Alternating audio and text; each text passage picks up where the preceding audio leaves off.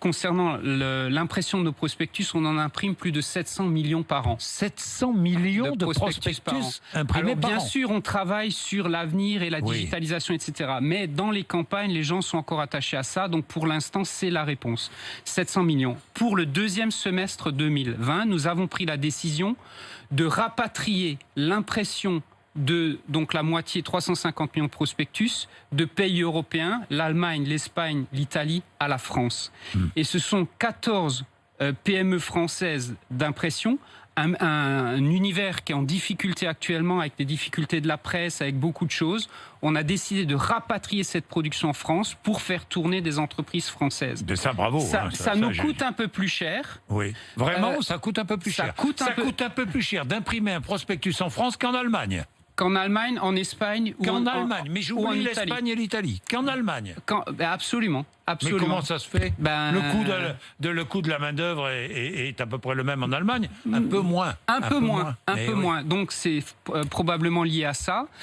Ça va nous permettre également d'économiser 300 000 km de transport. Entre les livraisons de papier et les livraisons de ces prospectus, il y a aussi un peu d'empreinte écologique en moins. Mais en cette période où on a parlé tout à l'heure des chiffres de cette crise économique qui arrive, qui va être difficile et dure, on a préféré privilégier des emplois en France. Peut-être que ces gens seront nos clients aussi, on pense à ça, et que ça va sauver des emplois. Un de ces 14 imprimaires était en redressement, était en difficulté économique, c'était très fragile. Le fait de rapatrier cette production va le sauver cette année. Alors, vous êtes le PDG de Système U. Depuis l'intervention d'Emmanuel Macron, il y a un débat en France. Qu'a dit Emmanuel Macron? Il va falloir travailler plus, produire plus. Travailler plus chez Système U. On va allonger le temps de travail. Que va-t-on faire? On va augmenter le nombre de dimanches travaillés. On va demander l'ouverture le dimanche après-midi. Augmenter les amplitudes horaires? La réponse est non. Système U n'a jamais plaidé pour plus de dimanches, plus d'horaires de soir, etc. C'est pas notre état d'esprit. On est essentiellement à la campagne. À un moment, il faut que ça s'arrête. Faire travailler plus une hôtesse de caisse qui travaille déjà un temps plein à 35 heures, c'est pas raisonnable. Je veux dire, c'est un métier qui est fatigant et éprouvant au contact du client.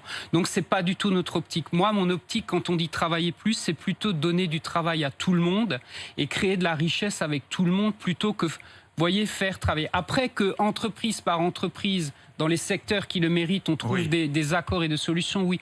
Mais notre vision à nous, c'est pas de changer du tout, d'appeler à ça chez nous ou de changer les règles et d'allonger le temps de travail, mais plutôt d'essayer de donner du travail au maximum de gens et particulièrement à ceux qui vont le perdre dans les prochains temps. Et il y a encore 3 ou 4 mois avant le confinement, c'était parfois difficile de recruter, mais je peux vous dire que d'ores et déjà maintenant, les CV reviennent. Les CV reviennent? Ah bah les CV reviennent. Ça, c'est une bonne nouvelle. C'est une bonne nouvelle, mais c'est aussi un mauvais signe. Oui, c'est aussi un mauvais signe. Bien, merci beaucoup Dominique Schelcher. Merci d'être venu nous voir, président directeur général de Système U, ce matin sur RMC.